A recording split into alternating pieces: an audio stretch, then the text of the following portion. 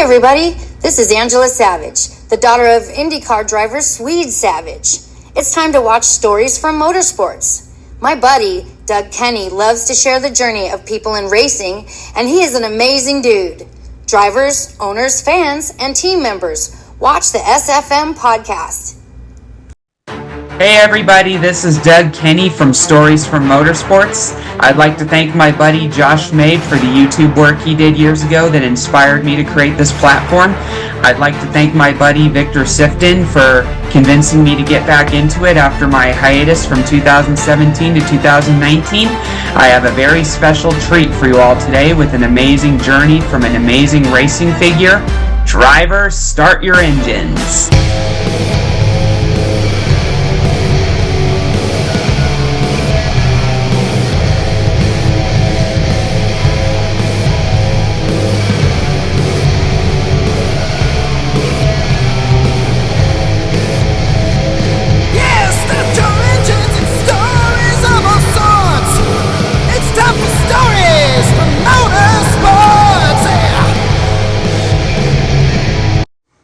So I get on the call. I said, "Hey, Wally, how you doing?"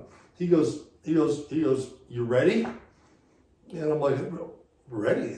He goes, "Are you ready?" I said, "Ready for what?" He goes, "You're gonna take over."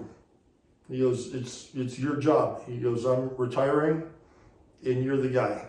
He goes, "You need to be on a plane and get to Detroit, to Troy, Michigan, which is the kart headquarters." He goes, "When can you get there by?" This was on a Sunday afternoon. The phone call came on a Sunday afternoon. And I'm like, what? I'm like, oh, okay. I said, let me think about this for a minute. So I said, okay, I can fly on tomorrow, fly on Monday. I can be in the office Tuesday.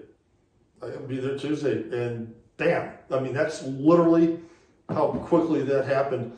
And the next thing you know, I'm literally on the phone with Doug Feehan. I'm like, "Hey, Doug," I said, "I know I just signed a contract with you guys, but I've got this opportunity that I seriously want to take a look at."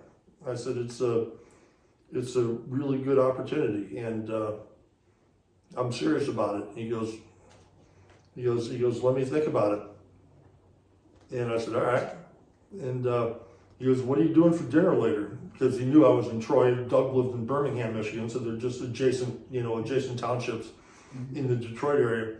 So I got together with Doug, and for dinner that night we talked a little bit. And he goes, "It won't be a problem." He goes, "Would you be able to do Sebring?" I said, "Oh, I looked at the kart schedule. I said, I can for sure do Sebring because there's no conflict in the kart schedule."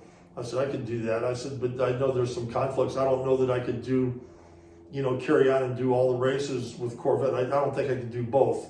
Yeah. As a full-time Corvette driver, I said, "There's too many conflicts." He said, "No." I think we can get something sorted out." He goes, "But give me a couple days."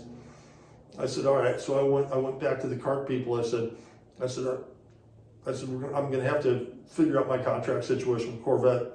I said, "But if we can work that out," I said, I'll sign with you immediately. I'll do the job." And long story short, that's when Scott Pruitt, they hired Pruitt to do Le Mans and Petit Le Mans. That was really what all they needed Pruitt for, because they bumped Johnny O. That's when Johnny O'Connell became basically Ron's wingman. And that was the start of a great run that those guys had. Yeah. Didn't Johnny O'Connell race in GT America lately? He did. Yeah, no, he did. He's been doing some of the World Challenge stuff and doing well. He just can't give it up. Johnny O still has the thirst for the speed. Look, he was always fast. Yeah. Johnny was always fast, and I'm sure he still is fast, but he just can't let it go. And that's fine, if that's if he's still got the fire burning, God bless him. It's all good. But the only 2 cents I would have is it's okay to say goodbye, and the grass is pretty green on the other side. Hey everybody, I hope you enjoyed today's video. Please hit like and subscribe if you did so, and please continue supporting our amazing guest. And everybody, we'll see you next time on SFM. Hi, this is Ted Warner speaking. While the checkered flag is waved for this program, stay tuned for next week for the next episode of SFM.